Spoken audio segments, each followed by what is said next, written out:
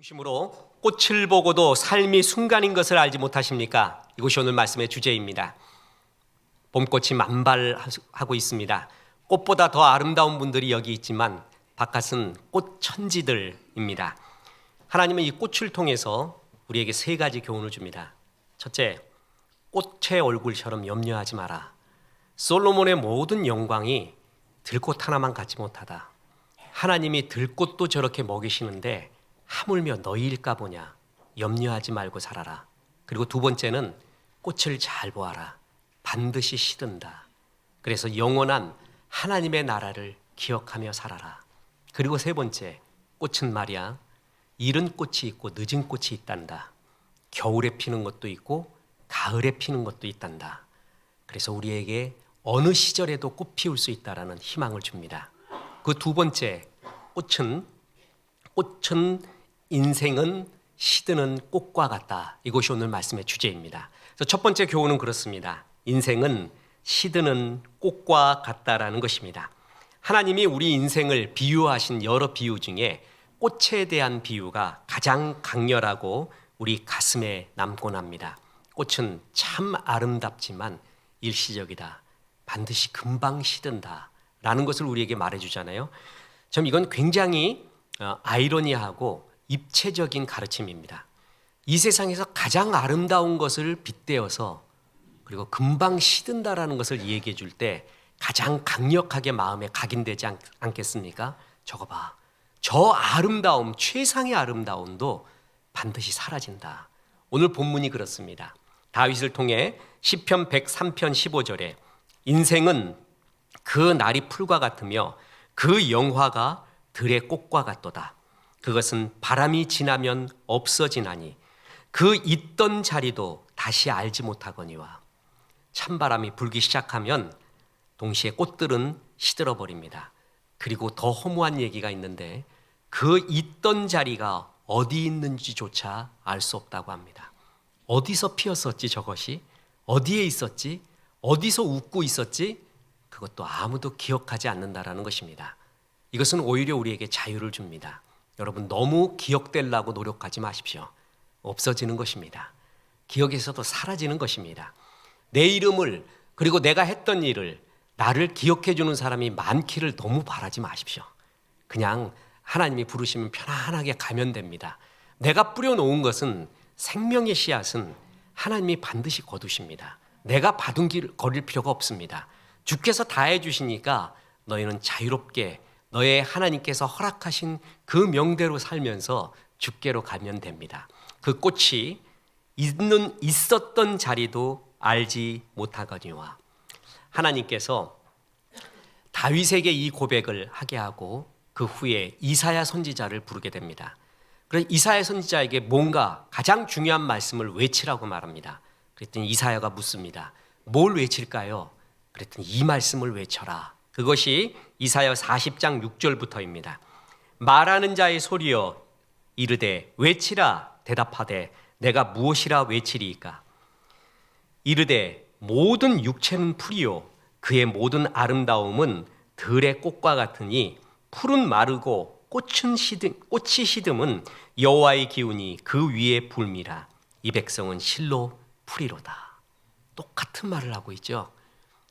들의 풀과 같고 시드는 꽃과 같다라는 것을, 인생이 그렇다라는 것을 외쳐라. 이 말씀을 그대로 하나님께서는 베드로 사도에게 또 한 번 하게 말합니다. 그래서 베드로 사도를 통해 베드로전서 1장 24절에 그러므로 모든 육체는 풀과 같고 그 모든 영광은 풀의 꽃과 같으니 풀은 마르고 꽃은 떨어지되. 신구약 전체를 통해서 우리 인생을 시드는 꽃과 같다고 말합니다. 그리고 이런 말씀은 성경을 통해서뿐만이 아니라 일반 하나님을 믿지 않는 사람의 가슴에도 늘 심어놨습니다. 그래서 우리 옛말에도 있잖아요. 화무 11홍이라. 열흘 붉은 꽃은 없다라는 것입니다. 아무리 이뻐도 금방이라는 것입니다. 우리 인생도 금방이고 우리 인생의 월세를 내면서 우리는 살고 있는 겁니다. 그 월세의 값이 뭔지 아십니까? 고난입니다. 고난이라는 값을 우리가 받으면서 겨우 인생을 사는 것이 우리 인생이다 이렇게 말합니다. 전도서 1장 2절에는 헛되고 헛되니 모든 것이 헛되도다라는 구절이 나옵니다. 이 구절을 라틴어로 하면은요, 바니타스 바니타툼 옴니아 바니타스 이렇게 말합니다. 거기서 나오는 바니타스 헛되도다, 이 글자를 따서 서양 17세기에 유행했던 회화 중에 하나가 바니타스화라는 것이 있습니다. 헛된 그림이죠. 그림을 한번 보겠습니다. 여러분, 이것을 집에다 걸어놓는 정신 나간 사람은 없겠지요. 근데 걸어놨다고 합니다.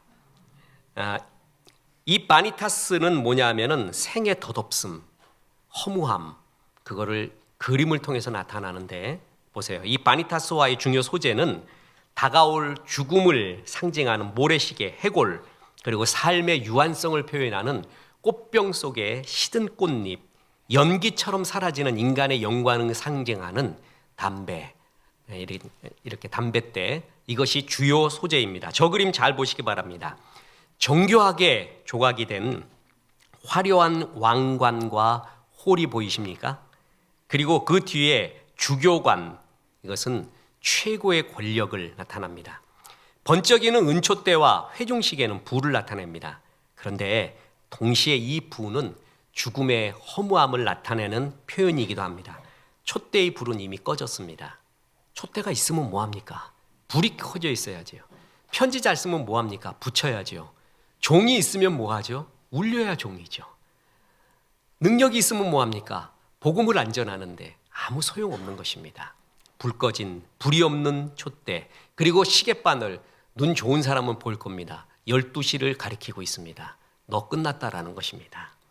아무리 수료해도 끝나는 시간이 있다라는 것입니다.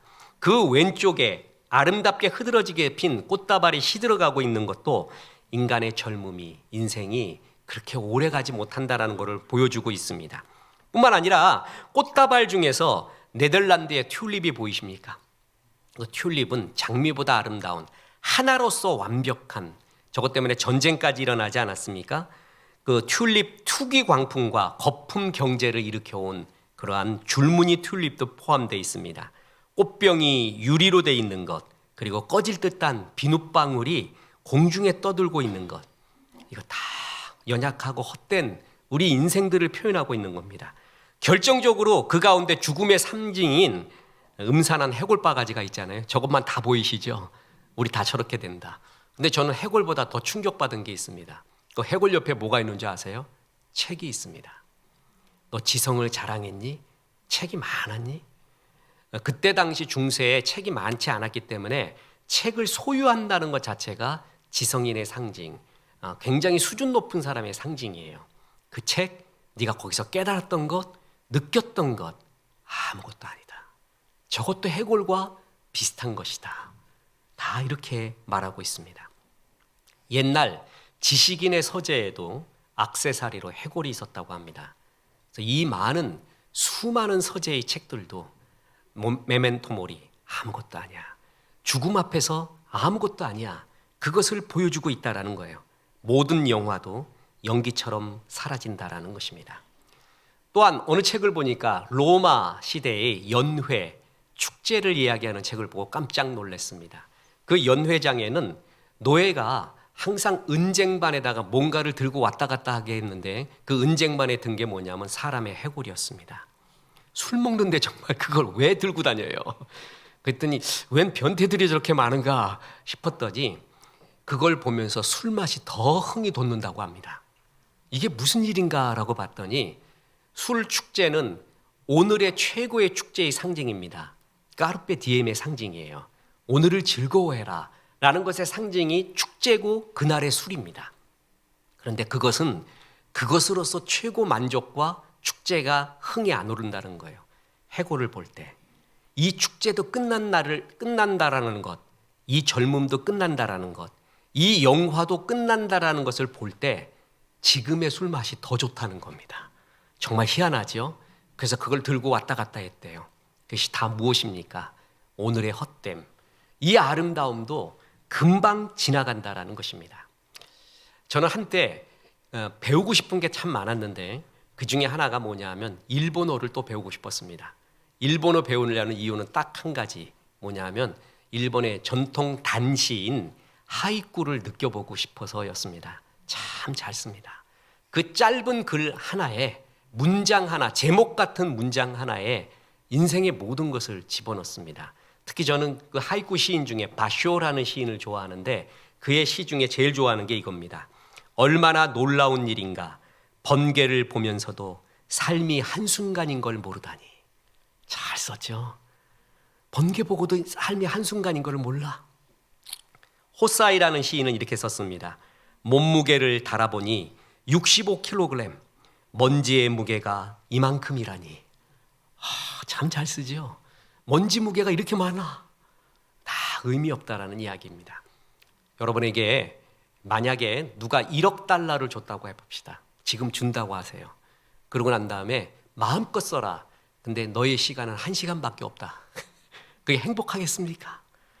영혼의 관점에서 보면 나의 영광, 지금 가지고 있는 것 의미 없다라는 것입니다. 그래서 은혜가 있는 사람, 또한 지성인 중에 이런 하나님의 영혼을 사모하는 마음이 큰 사람, 이 사람이 이 생의 덧없음, 꽃과 같음을 언제나 느끼고 있고 성경은 여기서부터 시작하라고 말합니다. 그래서 보십시오. 야고보서 1장 10절에 부한 자는 자기의 낮아짐을 자랑할지니 이는 그가 풀의 꽃과 같이 지나감이라. 네가 갖고 있는 부, 영광, 많이 아는 것, 네가 이룬 것, 이것도 다 헛된 영광, 안개같이 지나간다.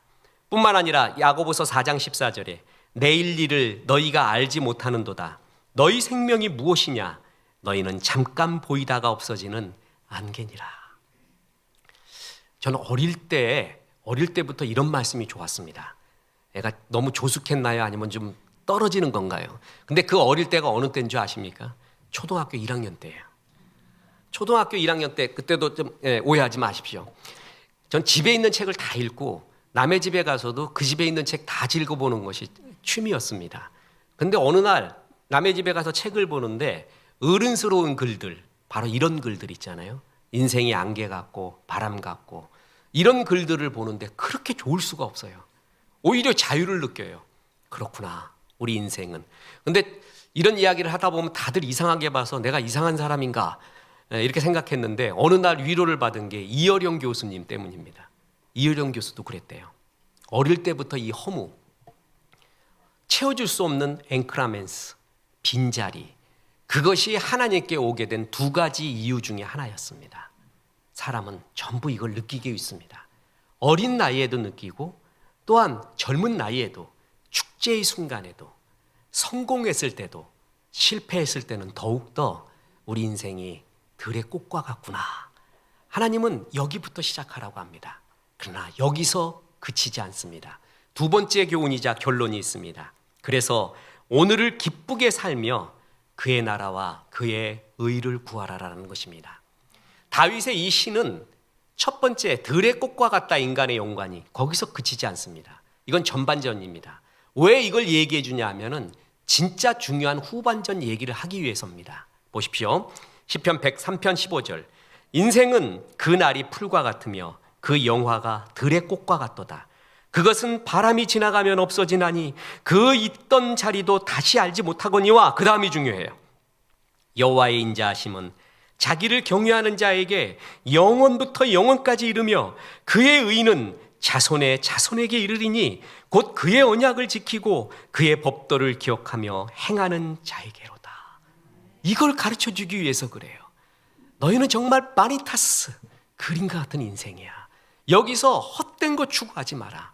진짜 이 짧은 인생이지만 영원한 것을 추구할 때, 영원한 하나님 바라보고 순종하며 주의 일을 할 때 너의 인생은 짧은 꽃 같은 인생이 아니라 영원한 인생이 된다. 이걸 가르쳐 주기 위해서 이 말씀을 한 거예요.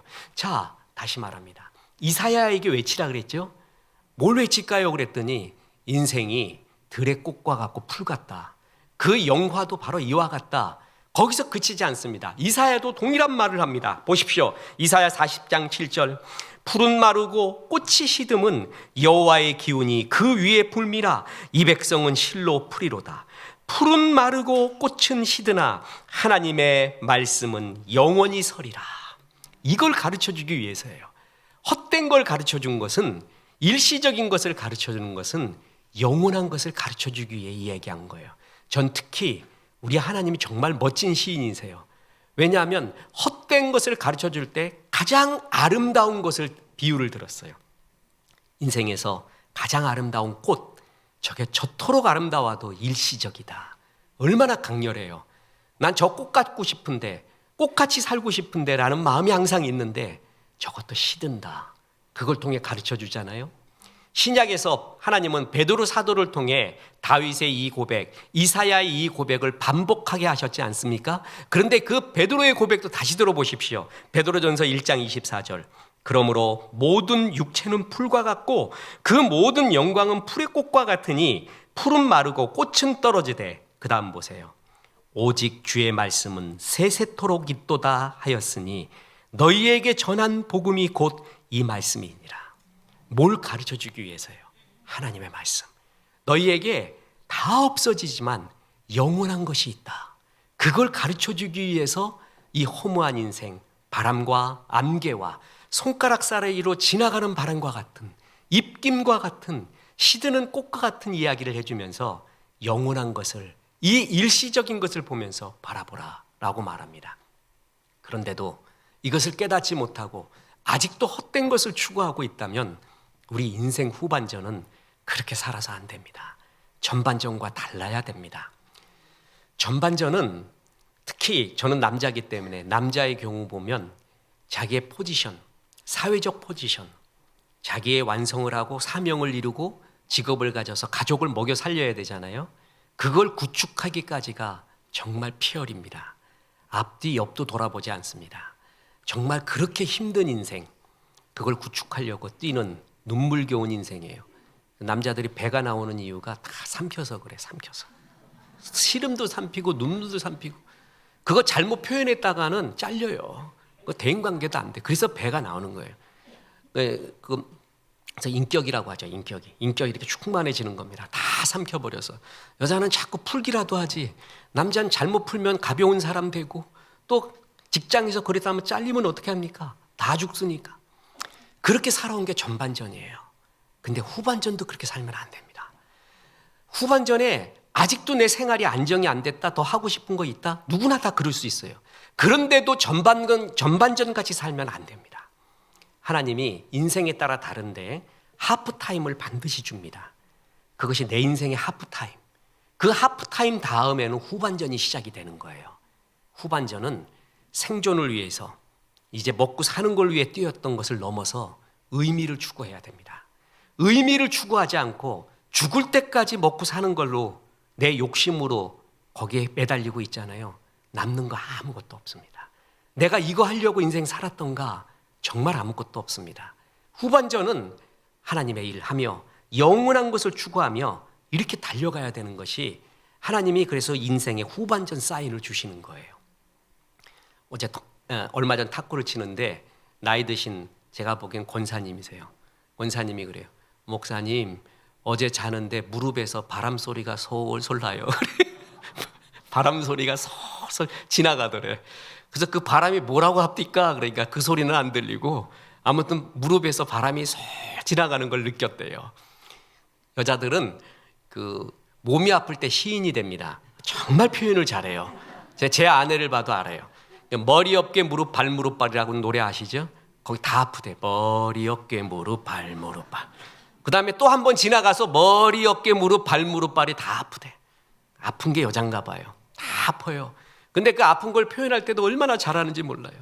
그 평상시에 어떤 표현도 못하던 사람이 아픈 거 표현하려면 머리에서 이 전기가 쫙 와가지고 이렇게 흘러내려가고 손끝까지 와가고 손끝이 어떻게 되고, 아주 섹스피어예요, 섹스피어. 네. 그래 무릎에서 바람 소리가 솔솔 난대요. 그분 이제 잘 안 보이십니다. 인생이 그래요. 무릎에 바람 소리 나잖아요. 눈이 어느 날 잘 안 보여요. 그리고 생각도 잘 안 나요. 후반전에 온 겁니다. 너무 노여워하거나 슬퍼하지 마십시오. 그 얘기는 뭐냐면 하나님이 이제 후반전을 살아라. 아직 전반전으로 생각하지 말아라. 지금 너 인생 후반전이야. 그러니까 이제는 먼저 그 나라와 의를 구해야지 또 시드는 꽃과 같은 인생 추구하면 안 된다.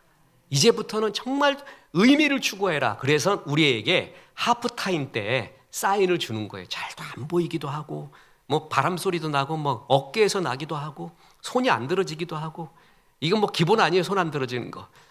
얼마 전만 해도 저도 이게 축도할 때 안 들어져서 항상 이렇게 했지 않습니까? 이렇게. 그랬더니 어디 부흥회 가서 이렇게 축도를 했어요. 그랬더니 목사님 어디 교통신호 하십니까? 그래요. 교통신호가 아니라 손이 안 올라가는데 어떻게 손이 안 올라가는데. 그건 사인이에요. 너 이제 후반전이다. 받아들여야 됩니다. 그래서 이제 꽃과 같은 인생 살아서는 안 된다. 열매 인생 살아야 되고 주의 일 해야 된다. 그 사인이라는 얘기죠. 어느 선배 원로 목사님이 간증을 하시는데 자기가 30년 투자한 성도가 하나 있었대요. 이 사람 예수 믿게 하는데 10년 걸렸대요. 근데 예수를 믿는데 곰팽이 짓 하더래. 맨날 힘들다 그러고 딴짓하고 죄 짓고 또 시험 들었다 그러고 맨날 뭐 가슴 아프다 그러고 그래갖고 10년 동안에 헌신을 시키는데 10년이 걸렸대요. 10년. 그래갖고 이제 이 사람이 어느 날 장례식을 먼저 치르게 됐어요. 먼저 가버려갖고. 그래갖고 목사님이 그 사람 앞에 그랬대요. 내가 너 전도하고 헌신시키는데 30년 걸렸다. 시신 앞에서. 근데 헌신한 시간을 가만 보니까 6개월도 안 되더래. 6개월. 그 30년 동안 그렇게 목사님이 유명한 목사님 공을 들였는데도 그가 결국 다 뻘짓하면서 딴일 하면서 그 좋은 시간 재능 죄 짓고 딴 생각하고 또 엉뚱한 짓 하고 그러면서 겨우 죽게 드린 것은 6개월밖에 안 됐구나. 정말 불쌍한 인생이다. 이렇게 말하더래요. 우리가 그래서 되겠습니까? 이 많은 것을 가지고 하나님이 주신 좋은 것 갖고 밤만 염려하고 근심하고 딴짓하고 아직까지도 후반전이 됐는데도 이생의 자랑 추구하고 후반전 넣는데도 안목의 정욕, 육신의 정욕 속에서 살고 그게 다인 줄 알면 정말 우리도 하나님 앞에 충성한 정말 의미 있는 시간이 6개월 아니면 3개월도 되지 못할 수도 있다는 거죠. 하나님이 사인 보내면은 지금부터 의미 있는 삶을 살라고 하는 것이구나. 이것은 하나님이 우리 인간들 모두에게 삶이 허무하고 아무것도 아니고 웃기는 짬뽕 같은 거라는 것은 다 심어줍니다. 그래서 그걸 깊이 느낀 사람이 있고 깊이 여기서 헤매는 사람이 정말 많아요. 그러면 진짜가 뭔가라는 거 헤매는 사람들. 저는 인문학에서 그걸 많이 봅니다. 저는 인문학의 정의를 제가 내린 정의를 땅의 신음이라고 했습니다. 인문학은 본질을 추구합니다. 나는 누구며 어디서 와서 어디로 가는가에 대한 질문에 답하는 학문이에요. 본질, 아르케, 진짜 본질을 보고 싶어 하거든요. 유리컵 속에 들어있는 휘어진 빨대가 아니라 그 유리컵에서 나온 본질의 빨대, 그걸 보고 싶은 게 인문학이에요. 그 원질, 본질을 보고 싶어 해요. 근데 그 본질은 다 어디에 있는 줄 아세요? 하나님 앞에 있습니다. 하나님만 인정하면 다 보여요. 그런데 하나님을 인정하지 않고 본질을 보려고 해요. 그러니까 아직도 못 찾아요. 그래서 땅의 신음입니다. 이 사람들이 인생이 허무하고 마니타스와 같이 아무것도 아니라는 걸 발견했을 때 어떻게 극복하느냐가 저는 제일 궁금했습니다. 인문학자들은 어떻게 극복하느냐? 여러분 어떻게 극복한다고 봅니까? 지난번에도 말씀드렸지만 로맹가리라는 프랑스 천재 작가가 있습니다. 정말 잘 씁니다. 이 사람이요 콩쿠르상이라고 신인 프랑스 최고의 신인상입니다. 이걸 수상했어요. 그럼 신인상을 한 번 수상하는 거잖아요. 이 사람이 장난기가 발동했든지 아니면 세상을 조롱하고 싶었든지 에밀 아자르라는 이름으로 또 글을 내갖고 콩쿠르상을 또 받았습니다. 그러니까 2개를 받은 거죠. 근데 프랑스 문단, 비평가들은 어떤 일이 일어나는 줄 아십니까? 난리가 났습니다. 로맹가리가 뛰어나냐? 에밀 아자르가 뛰어나냐? 아니야, 로맹가리야, 레메 아자르야. 이래갖고 막 서로 싸워요. 그걸 보고 이 사람은 웃고 있는 거예요. 인생 정말 웃기다. 야, 그거 다 나야. 근데 이걸 갖고 분석하고 웃기고 싸우고 있어. 정말 웃기는 인생이야. 이게 뭐야? 정말 본질을 느끼잖아요. 인생의 진짜를 느끼면 영광도 헛되고 이것도 아무것도 아니고 저것도 정말 쇼고 아무것도 아니라는 걸 느껴가요. 그래서 에밀 아자르, 로맹가리는 결국 권총으로 자살합니다. 그러면 다른 사람은 어떻게 하는가? 이걸 느꼈던 사람, 여러분 노인과 바다에 샌디아고 노인을 보십시오. 그 쿠바 앞에 그 강렬한 바다, 남미의 바다에 쪽배 하나가 노인네가 또 타고 있습니다. 그게 하나님을 안 믿는 실존주의 인간론입니다. 그래서 거대한 바다에 무슨 일이 일어날지 모르는 가운데 떠있는 연약한 던져진 존재, 쪽배 그리고 그 위에 타고 있는 노인과 같은 존재, 그게 우리 인간이래요. 그래서 다랑어떼가 와서 풍어가 될런지 아니면 상어떼가 와서 다 잡아먹을런지 그건 내 영역이 아니다. 우리는 모르고 그냥 던져졌을 뿐이다. 그럼 무슨 일이 일어나는가? I don't know. 그래서 진짜 큰 다랑어떼가 와서 만선이 됐죠. 상어떼가 와서 아무것도 없어져요. 그 샌디아고 노인이 집으로 돌아옵니다. 그리고 밤에 꿈을 꿔요. 무슨 꿈을 꾸는 줄 아세요? 다시 바다로 나가는 꿈이에요. 그게 실존주의에서 영웅관입니다. 무슨 일이 일어난지도 모르고 허무한 일이 일어났어요. 그래도 그냥 맞서 싸우는 거야. 죽지 않고 맞서 싸우자. 잘 들어보세요. 인생은 꽃과 같대요. 부조리 투성이래요. 말도 못한 모순의 투성이래요. 그럼 어떻게 사는가? 죽지 말고 그냥 싸워. 그냥 살아. 끝까지 저항하며 그냥 살아. 그게 답입니까? 시지프스 신화에서 신의 저주를 받은 인간이 산꼭대기에서 돌을 굴러내려요. 아버지 돌 굴러가요. 그 돌을 붙잡고 다시 산꼭대기에 올라요. 또 다시 굴러내리면 또 잡고 올라가요. 이거 정신분열이 일어나잖아요. 우리 인생이 그와 같대요. 그러면 살아야 되냐? 살래요. 그냥 그래도 살래요. 죽지 말고. 그리고 끝까지 밀어 올리래요. 저항하래요. 그게 영웅이래요. 여러분 이게 답입니까? 이게 답이냐고요. 인문학은 명답 정도를 주지만 성경은 정답을 줍니다. 인생에 대해 진짜 진솔하게 느꼈던 이들, 이 허무함을, 아무것도 아님을 답을 못 찾아요. 하나님이 없으면 답을 못 찾는데 우리는 답을 알고 있는 것이 그렇게 좋을 수가 없습니다. 너희 인생은 들의 꽃과 같고 시드는 풀과 같지만 하나님의 말씀은 영원하니 그 말씀을 순종하고 말씀대로 살아갈 때 너희는 시드는 꽃이 아니다.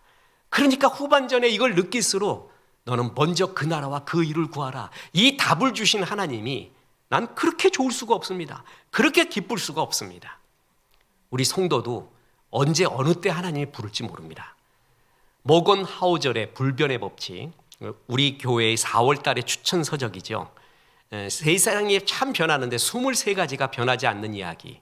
그에 대해서 스토리텔링으로 적어놔서 참 재밌습니다. 정말 잘 썼습니다. 지식도 정말 방대하고 거기에 보면 인생에서 정말 변하지 않는 하나의 또 법칙이 있는데 뭐냐면은 그것은 리스크, 예측 못한 리스크는 어느 시대에나 존재한다는 거예요. 그리고 세계의 큰 사건일수록 아무도 예측을 못했대요. 1950년대에 일어났던 경제 대공황, 미국에. 그래서 세계 경제가 공황이 일어났잖아요. 공황이 20년대에 일어난 그것이 일어났을 때도 몰랐고 2년 지났을 때도 몰랐고 아무도 예측을 못했고 9.11 테러, 코로나19, 우크라이나 전쟁 누구도 예측을 못한대요. 그런데 그 큰 일은 그렇게 해서 일어났대요. 그러면서 저는 제일 감동적인 게 뭐냐면 9.11 사건 때의 이야기예요. 자, 한번 들어보십시오. 2001년 9월 11일 아침 뉴욕의 지역 뉴스에서 본 영상이 나는 지금도 잊히지 않는다. 테러리스트의 공격이 일어나기 직전이었다. 영상은 이런 말로 시작한다. 안녕하십니까 시청자 여러분. 8시 현재 기온은 17도입니다. 9월 11일 화요일입니다. 오늘은 종일 날씨가 화창할 것으로 예상됩니다. 정말 멋진 가을날이죠. 오후 기온은 26도쯤 되겠습니다. 앵커가 이 말하고 있었습니다. 이 말이 끝났습니다. 바로 꽝 소리가 납니다. 우리 인생이 이렇다는 거예요. 우리 인생이 이 평범한 날이 그대로 이어질 것 같지만 예측 못하는 날이 우리에게 다가온다. 이건 전 세계 역사에도 일어났고 우리 개인에게도 일어난다는 거예요. 그리스도인들도 그렇습니다. 하나님이 언제 불러갈런지 모릅니다. 보세요. 죽을 사자의 한자를 한번 보시기 바랍니다. 여기 세 글자가 합쳐져 있죠. 하나 일자 맨 위에 보이십니까? 그 옆에 있는 게 저녁 석자입니다. 맨 옆에 있는 게 살측자입니다. 무슨 말이냐면 죽음이란 어느 날 저녁에 비수같이 날아오는 것. 그게 죽음이라는 것입니다. 이 비수가 낮에 날아와도 우리는 피할 수가 없습니다. 근데 어느 날 저녁, 아무도 예측하지 못한 저녁, 그날 비수같이 날아오는 게 죽음일 수가 있다라는 것입니다. 여긴 예외가 없습니다. 근데 우리 그리스도인은 천명 사상, 천명 믿음이 있습니다. 우리의 명이 하나님께 있다라는 거죠. 천명 믿음. 이것은 두 가지 의미가 있는데, 첫째로 뭐냐 하면은 어떤 일이, 죽을 일이 일어나도 하나님이 이 세상에서 내가 해야 할 일, 살아야 될 이유가 있다고 하면은 그 사망의 음침한 골짜기에도 날 살려줍니다. 그래서 두려워할 게 없습니다. 또 하나, 내가 아무리 훌륭한 일을 하고 영화로운 것을 갖고 있고 성취를 해도 하나님이 너 오늘 와라, 내일 와라 그러면 가야 된다라는 거예요. 그게 두 가지 의미를 다 가지고 있습니다. 그 명은 하나님께 있습니다. 어느 날 저녁에 나도 예측하지 못했던 때, 9.11 사태가 일어날 때 앵커가 오늘 화창한 날이에요 여러분, 행복하지 않습니까? 말하고 그 얘기가 끝나자마자 비행기가 터지듯이, 건물이 무너앉듯이 우리 인생은 이렇게 예측 못한 일들이 있습니다. 그래서 뭘 말하는 건지 아십니까? 오늘이 소중하다는 거예요. 지금 느끼고 있는 것, 지금 예배 드리고 있는 것, 오늘 만나는 사람, 오늘 느꼈던 것, 오늘 해야 되는 일, 그것이 그렇게 소중할 수가 없습니다. 여러분, 우리 인생이 영원하다고 해보세요. 오늘이 소중하지 않습니다. 이 꽃이 영원히 피어 있다고 해보세요. 소중하지 않습니다. 별로 아름답게 느끼지도 못할 것입니다. 하루하루를 꽃봉오리처럼 기쁘고 감사하게 살아라. 꽃이 낙화한다. 낙화하지만 꽃이 낙법을 잘 받느니 너희 인생에도 낙법을 배워야지 이기듯이 꽃이 낙화하는 것에서 배워라. 꽃은 내가 내일 시들 줄도 알면서도 오늘 최선을 다해 피우면서 나를 보는 사람들에게 웃어줍니다. 그래서 꽃이 이쁜 거예요. 우리도 언제 갈런지 모릅니다. 목사도 언제 갈런지 모릅니다. 그런데 오늘 최선을 다해 피는 거예요. 늘 감사하는 거예요. 오늘 하루가 감사하고 진한 에스프레소 같은 거예요. 그걸 느끼며 살라. 그래서 데살로니가전서 5장 16절부터 보면 항상 기뻐하라, 쉬지 말고 기도하라, 범사에 감사하라. 이것이 그리스도 예수 안에서 너희를 향하신 하나님의 뜻이니라. 정말 진리입니다. 하루를 맞는 하나님의 신앙인의 자세예요. 기뻐하라, 감사하라, 기도하라, 하나님을 생각하라는 거죠. 그래서 하루하루를 소중하게 여기며 살아라. 기뻐하고 즐거워해라. 이렇게 즐거워하면서 몸이 조금 꺾이냐? 다리가 좀 후달거리냐? 생각도 좀 이렇게 희미해지냐? 바람 소리 솔솔 나냐? 너무 슬퍼하지 마라. 다 그런 것이야. 그래서 이제 후반전 왔다라는 것을, 내 속사람이 날로 새로워진다는 것을 감사해라. 너희는 시드는 꽃이 아니라 너희는 하나님께 속해 있기에 시들지 않는 하나님 나라의 영생 속에서 살고 있지 않니? 그걸 감사해봐라. 그래서 오늘 하루가 소중한 것이다. 나는 이것이 그렇게 좋을 수가 없습니다. 현대시의 모차르트라고 여겨지는 폴란드의 여류 시인, 노벨 문학상을 받은 비스바와 쉰보르스카라고 있습니다. 어려워 죽겠어요. 그런데 이 사람의 시 하나가 너무 가슴을 때리는데 제목이 두 번은 없다입니다. 거기에 이런 시가 나옵니다. 두 번은 없다. 지금도 그렇고 앞으로도 그럴 것이다. 두 번의 동일한 눈빛도 없다. 너는 존재한다. 그러므로 사라질 것이다. 너는 사라진다. 그러므로 아름답다. 신앙인으로 산다라는 것은 두 번 산다라는 것이 아니라 한 번 산다라는 마음으로 오늘 하루하루를 감사하며 기뻐하며 그리고 복음 전하며 사는 것입니다. 저는 우리 아내한테 늘 말하지만 좀 이상한 좀 생각이 드는데, 저는 전에는 저녁이 좋았습니다. 저녁에 궁시렁대고 저녁에 무슨 시 생각을 하고 뭐 이래서 저녁을 좋아했는데, 난 요즘 저녁이 너무 싫어요. 빨리 아침 되는 게 너무 좋아요. 저녁 좀 없었으면 좋겠습니다. 그 이유가 저녁에 자는 게 아까워 죽겠어요. 제일 행복할 때가 뭐냐 하면 아침에 교회를 나와요. 그리고 책상에 앉아요. 제일 행복해요. 할 게 너무 많아요. 해야 되는 의미 있는 일, 주께서 나를 이 땅에서 하라고 하신 일이 이만큼 쌓여 있고 그 일이 행복해 죽겠어요. 저녁만 없으면 이거 다 할 것 같아요. 저녁. 근데 저녁에 자야 돼요. 그래서 야, 아침이 그렇게 좋다. 오늘 하루도 이렇게 진하구나. 정말 에스프레소 같은 아침이다. 이걸 느꼈을 때 그렇게 좋을 수가 없습니다. 기쁠 수가 없습니다. 내 삶이 영원하다고 치면은 이 기쁨도 이 행복도 없을 것입니다. 꽃같이 없어진다는 걸 알기에, 그것이 길지 않다는 걸 알기에 오늘이 그렇게 소중하고 아름답고 헛되이 보내서는 안 되는구나. 오늘은 어제 그토록 기다리던, 오늘을 기다리던 사람이 가장 기다리고 있었던 내일, 그게 오늘 아닙니까? 그걸 오늘 맞고 있습니다. 너무 불평하면서 고민하면서 너무 생각하면서 너무 이렇게 아파하면서 그렇지 말고 우리의 과거는 하나님의 은혜로, 그리고 우리의 미래는 오늘을 아름답게 꾸밈으로 잘 될 수가 있는 거예요.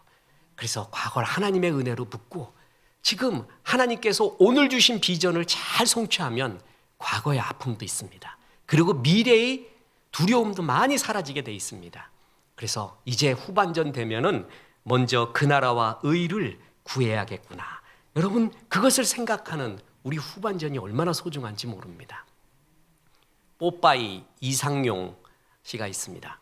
저는 이제 개인적인 재미로 전국 노래자랑 송혜 선생님이 이제 가셨잖아요.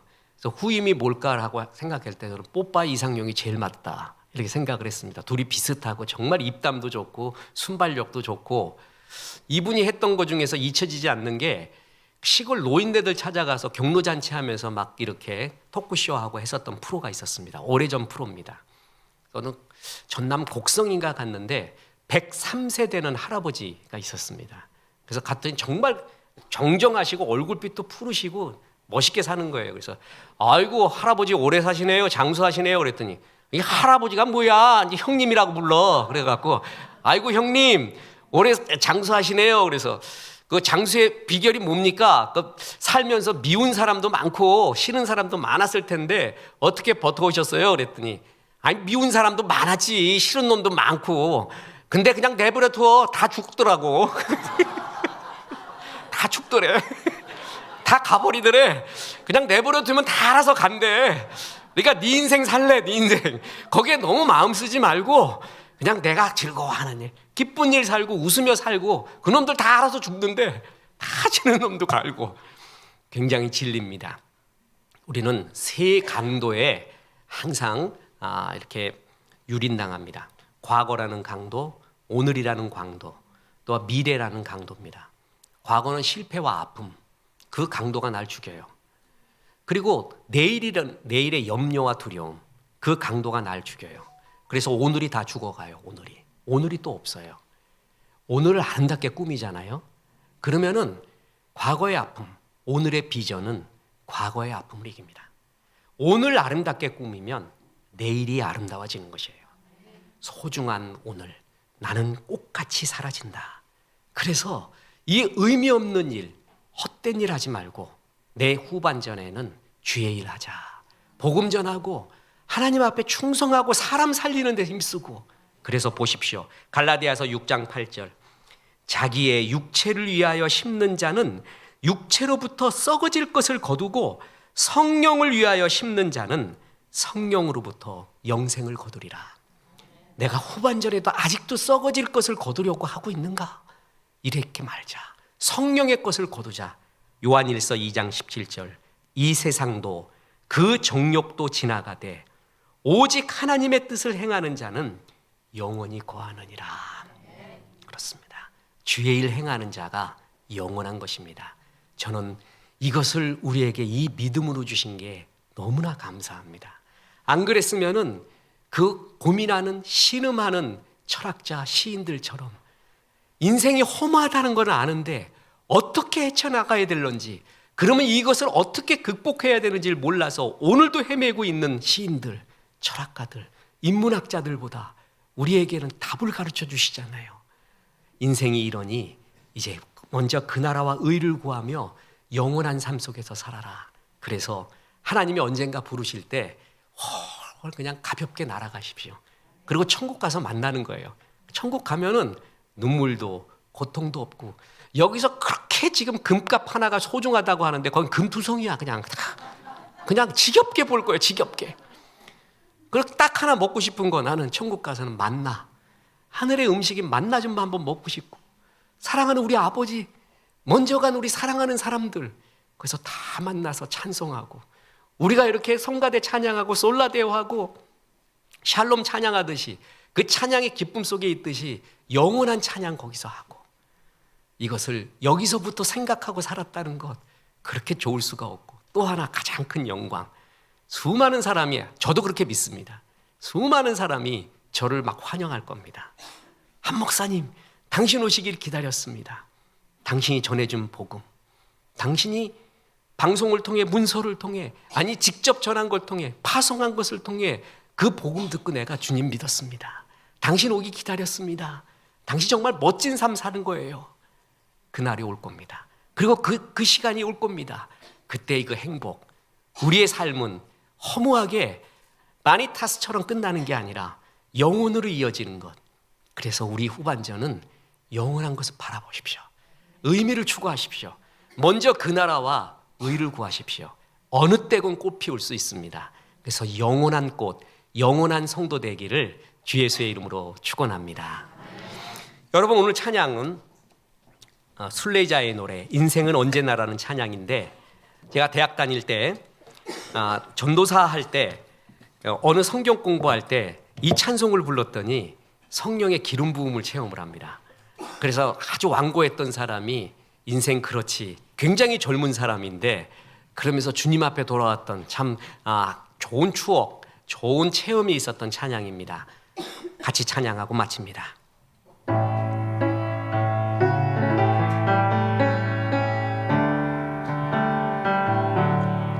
인생은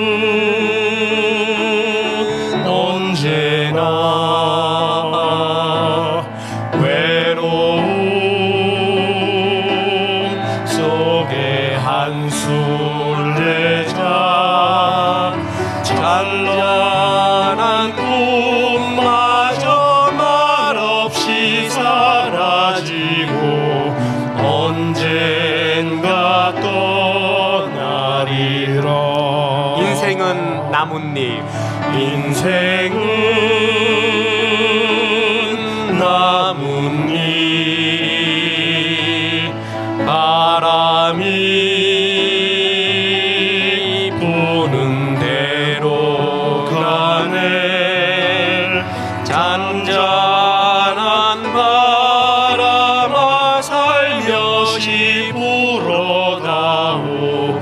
언젠가 떠나리라. 인생은 들의 꽃, 인생은 들의 꽃,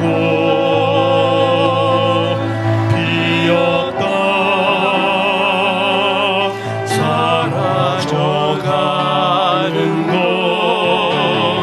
다시는 되돌아오지 않는 세상을 언젠가 떠나리라. 인생은 언제나, 인생은 언제나 주님을 그리는가 보다.